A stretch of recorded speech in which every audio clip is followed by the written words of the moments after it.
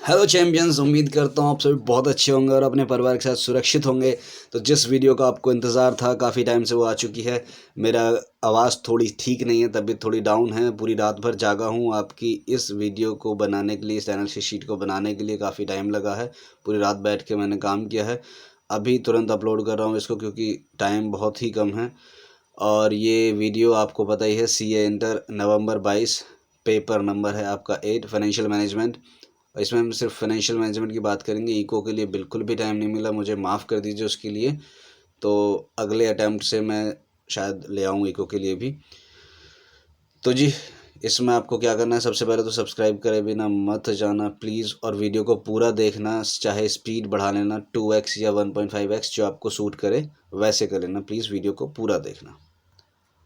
क्या क्या बात करेंगे हम इसमें, चैप्टर वाइज वेटेज की बात करेंगे, कौन सा चैप्टर कितने मार्क्स का आता है, कौन सा चैप्टर में कितने मार्क्स का आया है, how to study analysis sheet, जो मैंने एनालिसिस शीट बनाई है उससे हम क्या क्या पढ़ सकते हैं, उसको कैसे रीड करना है, उसको कैसे उसका पूरा का पूरा बेनिफिट लेना है।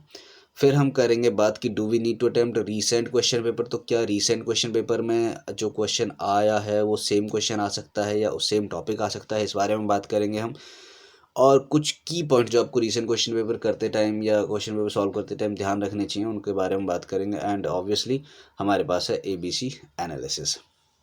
ये आपकी है एनालिसिस शीट, जिसको बनाने में लगा है काफ़ी टाइम। इसमें जो चैप्टर नंबर है और चैप्टर के नाम हैं एज इट इज़ ICI के स्टडी मटेरियल से हैं, तो आपको कोई भी समस्या नहीं आएगी इसको देखने में।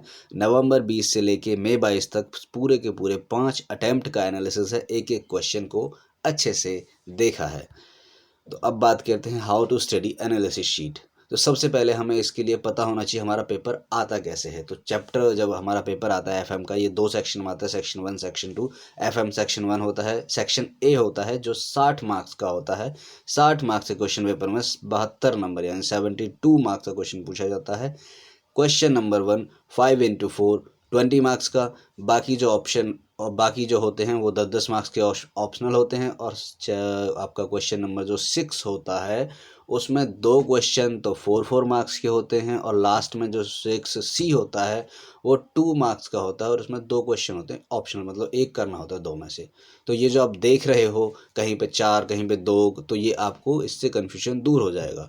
अब कुछ लोग बोलेंगे, कुछ कई बार कमेंट आ चुका है कि सर ये तो 60 मार्क्स का क्वेश्चन होता है, आपने 72 कैसे लिखा हुआ। तो ये आपको मैंने समझा दिया, पूरा टोटल चेक कर रखा है। तो ये जो जहाँ भी आपको दिख रहा है, जैसे चैप्टर नंबर 4 में दिख रहा है कि आपको नवंबर 20 में 5+2 का मतलब है कि भाई 5 मार्क्स का जो क्वेश्चन है वो क्वेश्चन नंबर A है। क्वेश्चन नंबर 1 का कोई भी पार्ट हो सकता है, क्वेश्चन नंबर 1 है।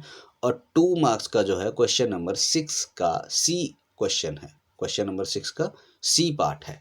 ठीक है। और क्वेश्चन ये जो 4 मार्क्स के हैं, ये क्वेश्चन नंबर 6 का A या B कोई भी पार्ट हो सकता है। तो मुझे नहीं लगता इसमें आपको कोई समस्या होगी। हमने ये देख लिया इसको, यहाँ तक ये कैसे पढ़ना है। अब इसको देख सकते हैं कि भाई किस चैप्टर से कितने मार्क्स का क्वेश्चन आता है, ये भी हम इजीली फाइंड आउट कर सकते हैं। चैप्टर नंबर 1 से सिर्फ थ्योरी क्वेश्चन आते हैं, एक नज़र में देख के पता लग गया हमको। चैप्टर नंबर 2 से सिर्फ थ्योरी क्वेश्चन आते हैं, एक नज़र में देख के पता लग गया। कितने मार्क्स का क्वेश्चन आता है ये भी पता लग गया। आगे मैं बताऊंगा आपको कौन सा चैप्टर छोड़ सकते हैं ABC एनालिसिस में।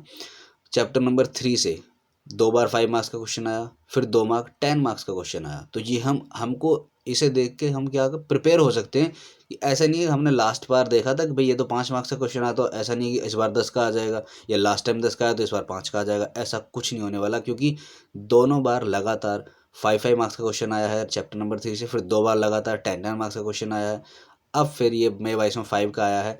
तो अब हो सकता है नवंबर 22 में, सॉरी थोड़ी रात भर जागा हूँ तो थोड़ा हो गया है। तो नवंबर 22 में हो सकता है 5 मार्क्स का आए या हो सकता है 10 मार्क्स का आए, लेकिन आएगा न्यूमेरिकल इतना पता है हमें, 5 या 10 का तो आएगा ही आएगा। इसमें कोई भी ऐसा चैप्टर नहीं है जिससे क्वेश्चन नहीं आता। तो आगे हम बात करेंगे कि कौन सा चैप्टर छोड़ सकते हैं, उस बारे में भी देखेंगे। अब कुछ बातें और बताता हूँ आपको, थोड़ी जल्दी से स्पीड बढ़ा लेना। कि do we need to attempt recent question paper, जैसा मैंने एडवांस अकाउंट में बताया था भाई, हाँ करना चाहिए, मैं तो करता था और करना भी चाहिए। और आपको स्क्रीनशॉट भी दिया है कि क्यों करना चाहिए। नवंबर 20 का क्वेश्चन नंबर 1 का C पार्ट है, 5 मार्क्स का क्वेश्चन आया था, वॉल्टर मॉडल से आया था। और नेक्स्ट जो अटैम्प्ट आता है हमारा जैन 21 आता है, सेम क्वेश्चन, मतलब सेम क्वेश्चन नहीं है, सेम टॉपिक से क्वेश्चन है, वॉल्टर मॉडल से क्वेश्चन है। क्वेश्चन नंबर 1 का भी कंपलसरी क्वेश्चन दिया हो, 5 मार्क्स बहुत होते हैं, और आगे भी कई एक दो बार रिपीट हुआ है ऐसी वॉल्टर मॉडल से। तो आपको ये ध्यान रखना है, एक तो क्वेश्चन अटैम्प्ट करते टाइम, और दूसरी कुछ बातों का आपको ध्यान रखना है। कुछ की पॉइंट्स हैं कि आपको जब भी क्वेश्चन सॉल्व करो तो आपको ये जो जैसे कि वर्किंग कैपिटल रिक्वायरमेंट तो आपको आती है कंप्यूटेशन करनी, तो किस बेसिस पे, कैश कॉस्ट बेसिस पे मांगी है, नॉर्मल हम वर्किंग जैसे कर निकालते हैं वैसे कर सकते हैं कैलकुलेशन। इस बात का आपको खासा ध्यान रखना है, क्योंकि अगर क्वेश्चन में स्पेसिफिकली बोला है कैश कॉस्ट बेसिस यूज़ करना है तो वही यूज़ करेंगे हम, ठीक है। ये आपको ज़रूर से ध्यान रखना है। ये आपका क्वेश्चन था, आपका नवंबर 20 में आया था, और फिर ये ऐसे ही दिसंबर 21 में था, एक एनुअलाइज्ड इक्विवेलेंट अप्रोच।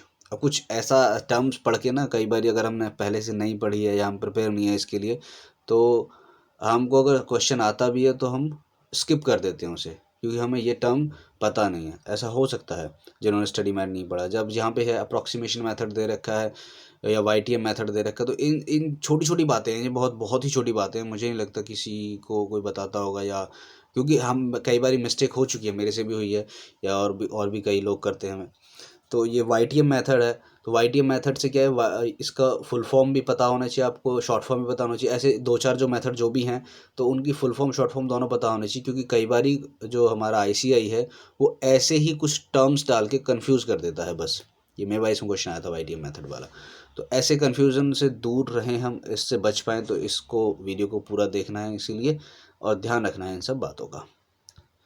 अब बात करते हैं ABC एनालिसिस की। ABC एनालिसिस में क्या है हमारा सर, हमारा जो भी आपको रेड में दिखेगा वो आपका A है, जो भी आपको ग्रीन में दिखेगा वो B है, और जो भी आपको येलो में दिखेगा वो C है। इस बारे में अब हमारा ये रही आपकी ABC शीट। अब इससे फ़ायदा क्या होगा हमारा, कि जो भी हमने जो भी क्वेश्चन या जो भी चैप्टर ज़्यादा मार्क्स का आता है, तो मैंने इसमें हायर टू लोअर करके सॉर्ट कर दिया है इसको। तो सबसे ज़्यादा मार्क्स का जो चैप्टर आता है वो आपका है चैप्टर नंबर 7। ये प्लस प्लस से कंफ्यूज ना होना, मैं आपको पहले भी बता चुका हूँ। ये +2 जो है, मतलब इसका मतलब है कि 10 मार्क्स का तो क्वेश्चन था सेपरेट, और 2 मार्क्स का क्वेश्चन नंबर 6 का C पार्ट होता है, ठीक है। इसमें आप आई थिंक आपको कोई कन्फ्यूजन होगा नहीं।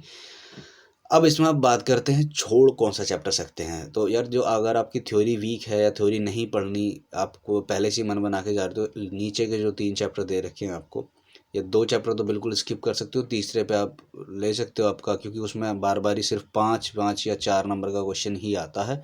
तो अगर आप इतना अफोर्ड कर सकते हो तो छोड़ दो। बाकी ऊपर वाले जो हैं चैप्टर्स, वो तो आपको बिल्कुल भी नहीं छोड़ के जाने, A और B पार्ट। और जिसमें सबसे ईजीएस्ट पार्ट जो है आपका चैप्टर नंबर 6 लिवरेजेस, 10 मार्क्स का क्वेश्चन आता है, बिल्कुल छोड़ने की गलती मत करना। इस वीडियो को लाइक शेयर सब्सक्राइब करे बिना मत जाना। All the very best for your exam.